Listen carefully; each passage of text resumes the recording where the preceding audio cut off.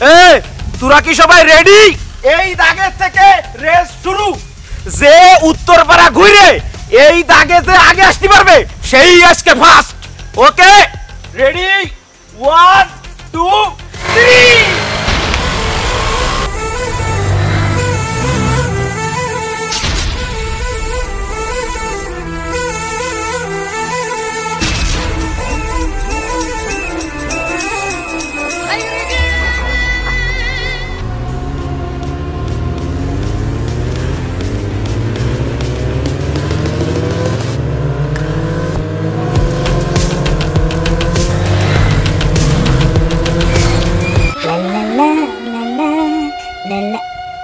अरे एक ना ना ना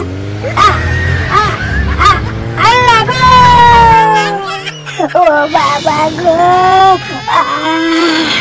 ओ बाबा ओरे हमारा हड्डी भांगे गেছে ओरे शाला गो शाला तो गए अभी मन भवर उठे तन सिहर उठे जब खबर उठे के अब है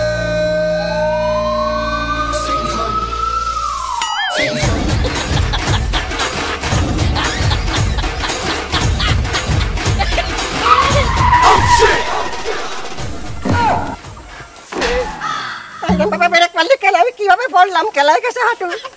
স্যার মনে হয় তেল নেই স্যার।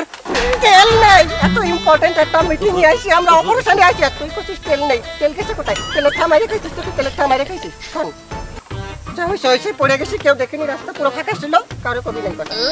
এই গাড়িটা লুকোয় ফেল, কারণ ওই রেসাররা যদি দেখে আমরা এত ভালো গাড়ি নিয়ে আসি তাহলে তো আমরাকে ধরে ফেলাবো, এটা বুঝে ফেলাবে। এটা লুকায় রাখ, আমরা কোথায় লুকি। একটা কাজ করলাম, কাজ করলাম আমার উঠাই নিবি স্যার। না না ঠিক আছে ঠিক আছে ঠিক আছে স্যার। না এই রেস খেলে বাইকের তেলের দামই ওঠে না। আমি কিন্তু আগেরটার দাম পাইনি, আগের বার কিন্তু আমি জিতিলাম। ওরে বাবা আমি তো রইছি, তুই তোরটা পাইয়ে যাবি, যা আমি দেব। আজকে 5000 টাকা করে রেস খেলবি, যে জিতবি সে 12000 টাকা নিয়ে বাড়ি যাবি, তা আমি দেব। কি রে ভাই, আমরা এক একজন 5000 করে দিচ্ছি, 5000 করে দিলে হবে 15000, তা 12000 আমাকে কেন দেবেন? আর 3000 কই? ওরে বাবা এত কষ্ট করে যে এই রেসটা আমি নামালাম, আমি কি 3000 টাকা রাখবো না নাকি?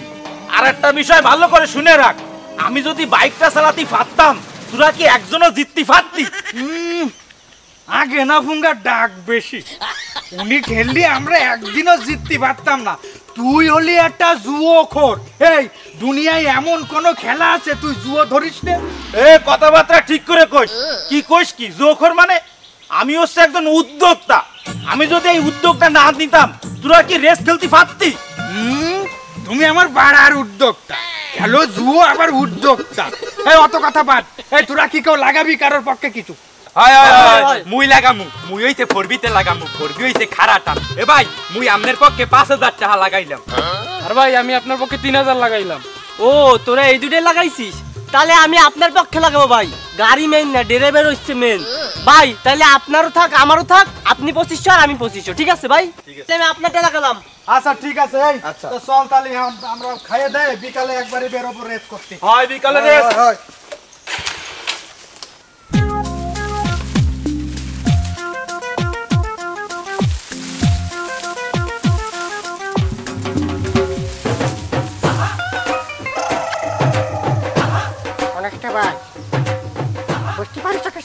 না স্যার, এই শহরের মধ্যে এত সুন্দর ডিউটি বাদ দিয়ে আমরা গ্রামের আতাবেড়ার মধ্যে আইসে ট্রাফিক কি নিয়ন্ত্রণ করবা আমি বুঝলাম না তো। তোমার তো বলাই হয়নি কনস্টেবল, উপরে একটা অর্ডার আসে, এই গ্রামে কিছু বকাটে ছেলে পেলে আসে যারা অবৈধভাবে বাইক রেস খেলে, যার জন্য গ্রামের সাধারণ জনগণ রাস্তায় হাঁটতে পারতেছে না। এই যে গতকালকেও মিস্টার ওনোবাড়া, এই গ্রামের একজন নামি গুণী লোক, তার বউরে বাইকে গুতো মাইরে রাস্তাতে বেড়া ভাঙে ফেলাই দিচ্ছে ওই পারে। তার মাথার 3টে হাড্ডি নেই, ডাক্তার কইছে 6 বছরে ওই হাড্ডি জোড়া লাগবে না। তাই আমাদের তো মিশন দেশে এই যে যারা বাইক রেস করে একে আমাকে ধরতেই হবে, ধরে সরকারের হাতে তুলে দিতে হবে, বুঝতে পারিস? এবং এটা করতে পারলে আমাদের দুজনের প্রমোশন হয়ে যাবে, এরপরে ঢাকায় ডিউটি।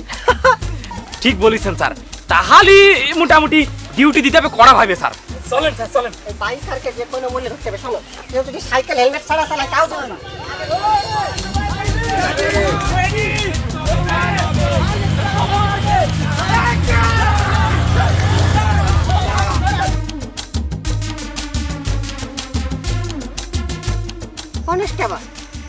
কি এই দাগ দেখে কিছু বুঝতে পারিস?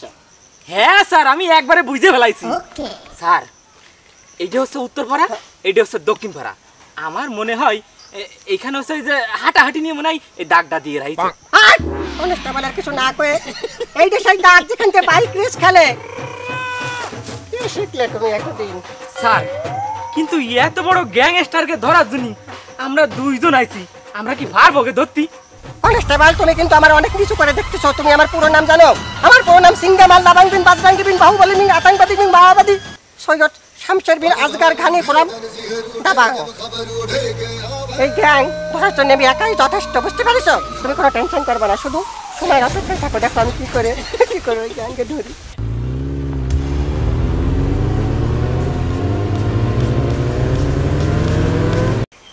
কনস্টেবল, জি স্যার। ওরা কিন্তু এই রোড দিয়ে যাওয়া আসা করবে, আমাকে ধরতে হবে, কিন্তু আমি বুঝতেছি না কোন দিক থেকে আসবে, এদিক থেকে নাকি এদিক থেকে। আমার মনে হয় স্যার এই দিকেই আসবে। আচ্ছা, এদিক থেকে যদি আসে তাহলে তো মোটরসাইকেলের আওয়াজ এদিক থেকে পাওয়া যাবে। আমি তো আওয়াজ পাচ্ছি মোটরসাইকেল।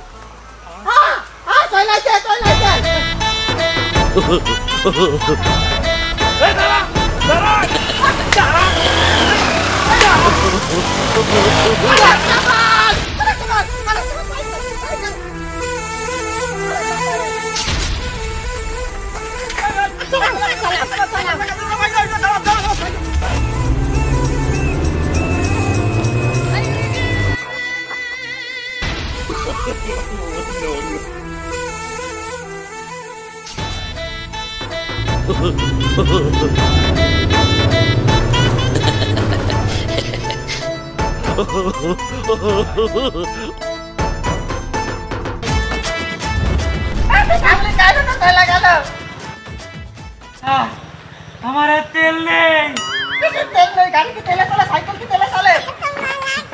না মানে স্যার, আমার দম নেই।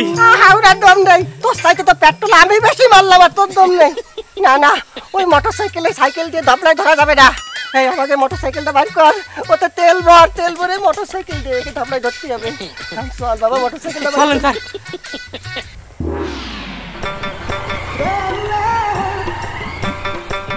আরে তুমি এদিকটা পাবে, এদিক থেকে। ঠিক আছে।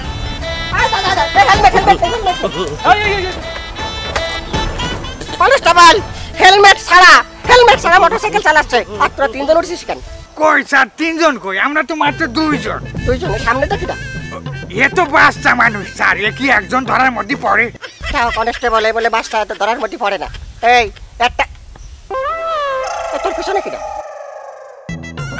আমার পিছনে তো আমার বউ স্যার। আরে তোর বউ আর তোর মাঝখানে? না মানে স্যার, এটা আমার সাইজে সোয়াল।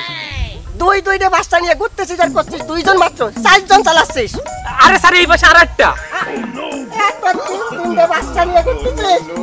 না স্যার, আপনার কিঞ্চিত ভুল হচ্ছে, আমার 3টে না, আমার তো 4টে স্যার। 4টে? একটা, দুটো, 3টে। আর একটা কই? আর একটা বাচ্চা কই তোর? আর একটা আমার বোর পেটে। সুবহানাল্লাহ, 4 নিয়ে ঘুরতেছিস তুই এক মোটরসাইকেলে, আর আমার এই বিবাহিত জীবন 7 বছরের, একটা বাচ্চা আমার নেই। আর তুই করেছিস কি? ফুটবল টিম বানাবি?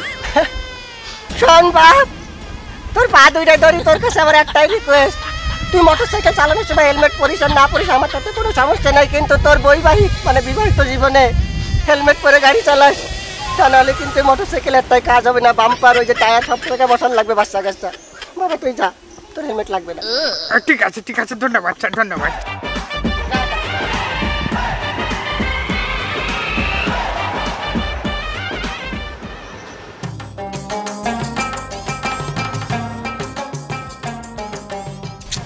না, এই ভাড়া কি সহ্য হয়? গ্রামগঞ্জে কোন জায়গায় আমরা একটু বাইক চালাই হালকা পাতলে, একটু স্পিড জোরে দিয়ে, কোন জায়গাতে পুলিশ চলে আসে। এই 2 পুলিশ তো আমাকে খাওয়া নাওয়া ঘুম সব হারাম করে ফেলাচ্ছে। কাজ করবো না কি? এর পরের দিন যে সময় ওই রাস্তার মাঝখানে ওরা ব্যারিকেড দেবে না, টয়লেট দিয়ে চলে ডাইরেক্ট। আরে না, কি কইস? এ করা যায় নাকি? কেন কেন? এ করলে তো মরে যাবে। এটা তো একটা কথা। এই ওই যে পুলিশ না,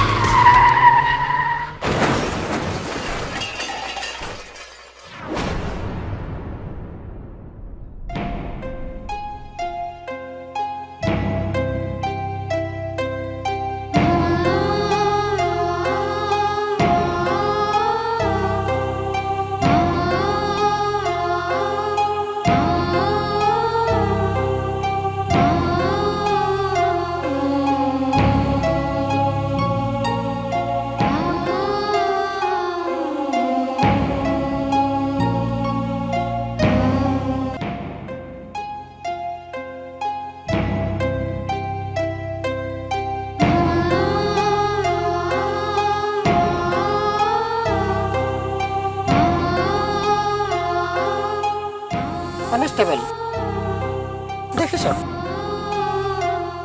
ছোট্ট একটা ভুলের জন্য একটা জীবন চলে গেল। আমাদের সরকার এই অ্যাক্সিডেন্ট ঠেকানোর জন্য কত আইন তৈরি করেছে, কিন্তু আমাদের এই জনসাধারণ বোঝে না। যৌবনের তাড়নায় তারা সব হারাই ফেলে। কনস্টেবল, এই ছেলেটা যদি আজকে সরকারি আইন মেনে মোটরসাইকেল চালাতো, যদি হেলমেট পরে মোটরসাইকেলটা চালাতো, তাহলে হয়তো বা আল্লাহর রহমতে বেঁচেও যেতে পারতো। জি স্যার, আপনি ঠিক কথা বলেছেন। বর্তমানে ইয়ং জেনারেশন যেভাবে বাজেভাবে গাড়ি চালায়, এরা না মানে কোনো আইন সিগন্যাল, না মানে কোনো ট্রাফিক। এরা যদি একটু সতর্কভাবে গাড়ি চালাইতো, ট্রাফিক মানতো, আইন মানতো, তাহলে আজকাল এভাবে এদের জীবনটা নষ্ট হতো না। আচ্ছা, যা হওয়ার তা তো হয়ে গেছে, আপনারা হাসপাতালে নেন, দেখেন ডাক্তার শেষ চিকিৎসা কিছু দিতে পারে কিনা। আচ্ছা, সবাই মিলে তারা উঠাও হাসপাতালে, কনস্টেবল ধরো।